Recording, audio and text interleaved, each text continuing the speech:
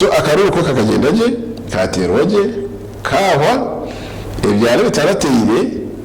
ebyaro ebyagana fikan ken 2024 twabagarakamu izo biri yakorasiraho none zibona hatare byaro bice bitatire Karuuru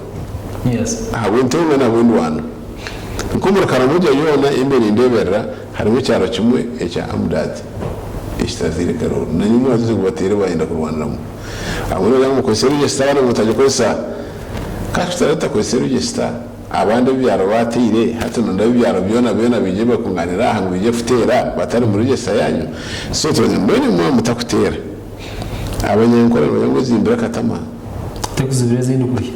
yimwe hati muguma tumukuza kutemba haruguru okuvuka twaruguru Karuuru abaheza kora mu baza hasenge ya kabiri so ataho basigaye nyuma bano batete kansinche kare bakamaririza kare